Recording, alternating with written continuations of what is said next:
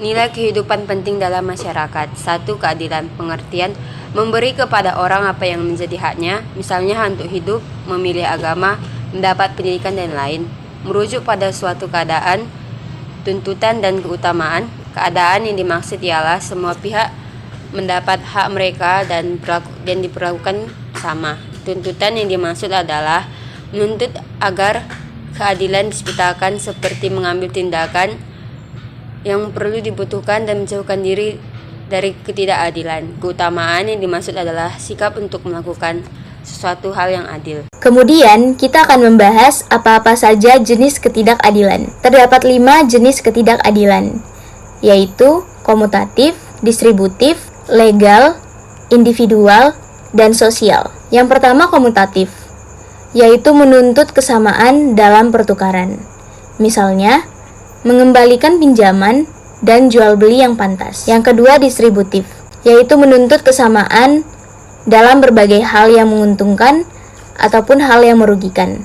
Misalnya, kekayaan alam dinikmati secara adil, tetapi pengorbanan untuk pembangunan juga dipikul secara adil. Yang ketiga, legal, yaitu menuntut kesamaan hak dan kewajiban sesuai dengan undang-undang yang berlaku. Misalnya, hak asasi manusia atau disingkat dengan HAM. Yang keempat, individual, yaitu bergantung pada seseorang. Misalnya, upah karyawan bergantung pada majikan. Yang kelima, sosial, bergantung pada struktur polesosbud. Misalnya, buruh tidak bergantung pada rasa keadilan majikan, tetapi juga situasi perekonomian saat itu. Untuk ketidakadilan di masyarakat itu ada beberapa macam.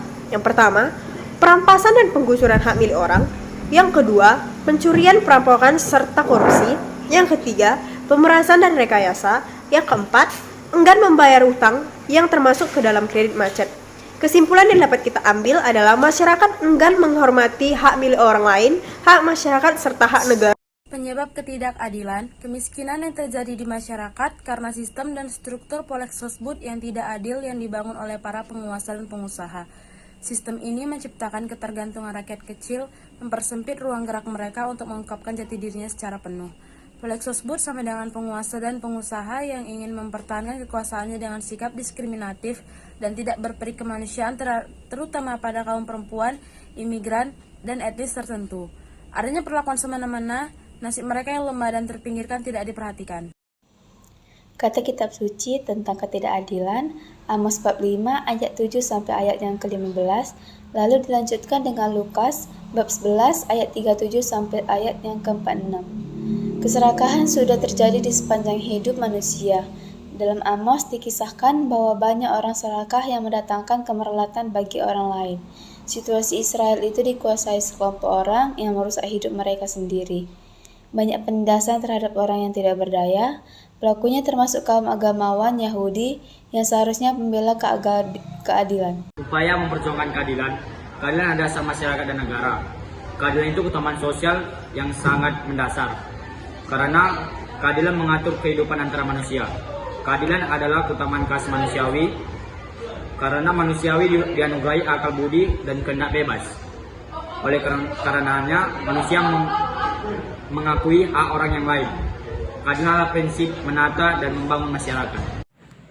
Pola pendekatan untuk menegakkan keadilan harus mempunyai pola kooperatif, yaitu mempelajari masalah hak dasar manusia agar dapat menentukan hal yang perlu dilindungi dan diperjuangkan. 2. Keadilan diperjuangkan dengan memperdayakan korban ketidakadilan. 3. Memberi kesaksian hidup melalui keterlibatan untuk mencapai suatu keadilan dalam diri sendiri. Terlebih dahulu, usaha memperjuangkan keadilan dan kesetiakawanan dengan korban dilakukan tanpa kekerasan. Kebenaran adalah keadaan yang sesuai dengan hal yang sesungguhnya, hal yang sungguh-sungguh benar, berkaitan erat dengan kejujuran, berkaitan erat dengan kedustaan atau kebohongan. Bentuk kebohongan. Yang pertama, berdusta dan saksi dusta. Berdusta ialah menyatakan yang tidak benar untuk menyesatkan. Berdusta merupakan pelanggaran langsung terhadap kebenaran. Berdusta banyak terjadi di dunia politik. Yang kedua, rekayasa atau manipulasi. Rekayasa atau manipulasi ialah membawa orang lain kepada suatu tujuan yang menguntungkan diri sendiri dan merugikan orang lain. Rekayasa atau manipulasi banyak ditemukan dalam kasus politik, hukum, ataupun ekonomi. Fitnah atau umpatan. Fitnah atau umpatan merupakan tindakan yang sangat buruk karena memfitnah lebih kejam daripada membunuh. Tak jarang ketiga bentuk kebohongan ini terjadi di sekitar kita, seperti di lingkungan keluarga, sekolah, ataupun masyarakat. Penyebab kebohongan yang pertama itu sekedar iseng. Maksudnya kita hanya ingin melakukan itu cuma untuk kesenangan murahan. Lalu yang kedua, merasa senang bila orang kita tipu atau kita terperdaya. Dan penyebab kebohongan yang kedua itu adalah memperoleh keuntungan. Misalnya pedagang berbohong bahwa barang miliknya kualitas terbaik sehingga mendapat keuntungan seperti itu. Penyebab kebohongan yang ketiga adalah berada di situasi yang terjepit. Misalnya nih kita berbohong untuk menyelamatkan diri sendiri dari situasi yang terjepit. Kebohongan dapat dibagi menjadi 3. Yang pertama, bagi diri sendiri. Kita dikenal sebagai pribadi pembohong, kehilangan kepercayaan, dampaknya terasa di masa depan. Yang kedua, bagi orang lain. Mendapat gambaran yang salah dan bertindak fatal bagi dirinya dan orang lain. Yang ketiga, bagi masyarakat luas. Dapat merugikan masyarakat luas jika dilakukan secara masif. Ajaran kitab suci tentang kebenaran. Kebenaran ialah mengambil bagian dalam kehidupan Allah, karena Allah selalu berbuat sesuai dengan janjinya. Jangan bersaksi dusta. Seperti yang dikatakan pada Ulangan 32 ayat 4, Allah yang setia dengan tidak kecurangan, adil dan benar. Di dalam perjanjian baru dikatakan, Yesus adalah kebenaran. Dengan kebangkitannya, Allah menyatakan bahwa Yesus adalah benar dan orang-orang yang percaya kepadanya akan selamat. Percaya berarti mau mengandalkan hidupnya kepada Yesus serta menjalankan kehendak-Nya. Dan membela kebenaran berarti ikut dalam karya Allah, menyelamatkan manusia, memperjuangkan kehendak Allah dan meneladani Yesus. Seperti dikatakan pada Matius 5 ayat 37, jika ya, hendaklah kamu katakan ya. Jika tidak, hendaklah kamu katakan tidak. Apa yang lebih daripada itu berasal dari si jahat. Dan pada Yohanes 8 ayat 44 juga dikatakan, ia adalah pembunuh manusia sejak semula dan tidak hidup dalam kebenaran. Sebab di dalam dia tidak ada kebenaran. Apabila ia berkata dusta atas kehendaknya sendiri. Sebab ia adalah pendusta dan bapa atas segala dusta. 3. Kejujuran. Makna. Pertama, keselarasan antara kata hari dan kata yang diucapkan, antara kata yang diucapkan dengan sikap dan perbuatan nyata. Kedua, pengaruh kejujuran bagi seseorang. Ketiga, modal untuk perkembangan kemajuan kelompok. Orang jujur akan sanggup menerima kenyataan pada diri sendiri dan orang lain. Sikap ini dapat membawa banyak perkembangan pribadi dan kelompok. Keempat, menimbulkan kepercayaan yang menjadi landasan pergaulan dan hidup bersama tanpa kejujuran. Orang tidak dapat bergaul dan hidup secara wajar. Kelima, memecahkan banyak persoalan. Jika berpolitik secara jujur, krisis multidimensi akan dapat teratasi. Bentuk ketidakjujuran terbagi atas 3 bagian, di antaranya bidang politik, bidang ekonomi, bidang budaya dan pendidikan. Bidang politik adalah tindakan curang dan korupsi, dan menggunakan agama demi kepentingan politik. Bidang ekonomi adalah pengguna bersikap korup dan menggelapkan uang negara. Bidang budaya dan pendidikan adalah mentolerir budaya tertentu dan mendistribusikan budaya lain. Alasan dan penyebab ketidakjujuran. 1. Di bidang politik. Keserakahan pada kekuasaan ibarat opium, orang tergiur untuk mendapat kekuasaan, bahkan dengan menghalalkan segala cara. Rakyat kecil terpaksa melakukan ketidakjujuran demi merasa aman. 2. Bidang ekonomi. Keserakahan materi dan harta, khususnya uang. Uang menjadi harta utama bagi manusia dalam konsumerisme dan hedonisme. 3. Di bidang budaya dan pendidikan. Rekayasa pendidikan, mentolerir budaya tertentu, mendiskreditkan budaya lain. Rakyat bersikap formalistik, munafik. Akibat ketidakjujuran, bagi pelaku, hidup belum tentu bahagia.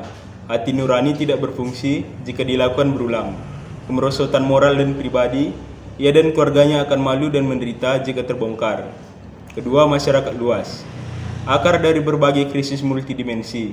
Kedua, mengalami krisis di bidang politik, sosbud, hukum, dan lain-lain. Ketiga, di bidang budaya dan pendidikan. Pertama, rekayasa pendidikan. Kedua, mentolerir budaya tertentu, mendiskreditkan budaya lain. Ketiga, rakyat bersikap formalistik, munafik, dan sebagainya. Ajaran Yesus tentang kejujuran. Jika ya, hendaklah kamu katakan ya. Jika tidak, hendaklah kamu katakan tidak. Apa yang lebih daripada itu berasal dari si jahat. Kesimpulannya, Yesus menasihatkan kita agar kita tidak mudah bersumpah palsu atau bersaksi dusta. 4. Perdamaian. Yang dimaksud dengan perdamaian adalah buah keadilan yang dipahami dalam arti luas sebagai sikap hormat terhadap keseimbangan setiap pribadi manusia akan terancam jika manusia tidak diberikan haknya sebagai pribadi manusia, apalagi ketika martabatnya tidak dihormati dan kehidupan yang tidak mencerminkan kesejahteraan umum. Fakta pertikaian di perang. Di Timur Tengah masih ada peperangan antara Israel dan Palestina. Di Eropa, hubungan blok barat dan timur masih memanas. Sering terjadi pergesekan di negara pecahan Uni Soviet. Di Amerika, Utara dan Latin, terjadi pertikaian antara kelompok mafia obat-obat terlarang dengan pemerintah. Di Indonesia, pertikaian atas nama suku dan agama sering terjadi. Agama dimanfaatkan demi kepentingan politik sehingga menimbulkan gesekan di masyarakat. Keutuhan lingkungan hidup ciptaan Tuhan. Pesan kitab suci, Kejadian 1 ayat 1-24. Segala sesuatu berasal dari Tuhan. Semua yang tercipta adalah baik. Allah telah menciptakan segalanya indah, harmonis, dan ajaib. Kata kitab suci tentang perdamaian terdapat pada Yohanes 14 ayat 27 yang berbunyi, damai sejahtera bagi kamu. Yang sama artinya dengan damai sejahtera yang ditinggalkan Yesus untuk kita. Yesus mengajarkan tentang perdamaian yang lebih mendalam daripada perdamaian politis. Yesus juga mengajarkan perdamaian untuk melindungi dunia dari segala macam kejahatan dan kedurhakaan. Untuk mendapatkan ketenangan hati, perlu adanya relasi antara Tuhan, sesama, dan dunia. Yesus memperingatkan kita bahwa damainya tidak untuk menghilangkan derita dunia. Damai harus diuji dengan derita. Prinsip damai Tuhan, kejahatan dibalas dengan kebaikan. Jika orang bersikap individualitas, maka perdamaian tidak akan tercapai. Keutuhan lingkungan hidup ciptaan Tuhan. Pesan ajaran gereja. Manusia diciptakan oleh Allah menurut gambarannya, dan manusia diciptakan untuk menjadi wakil Allah di dunia dan menguasai ciptaan lainnya. Bukan berarti menggunakan sampai habis dan merusaknya, tetapi mengatur dan menyiasati alam. Tugas manusia adalah memelihara alam ciptaan sehingga dapat dinikmati. Manusia harus bertanggung jawab sehingga lingkungan damai masa depan. Laudato Si atau Paus Fransiskus 2015 mengatakan revolusi memahami perubahan iklim, pemujaan manusia pada teknologi, dan ketergantungan pada bahan baku fosil. Laudato Si adalah panggilan untuk persatuan dalam doa, Injil, dan pertobatan hati dan gaya hidup kita, dan menghormati segala yang dianugerahkan pada kita.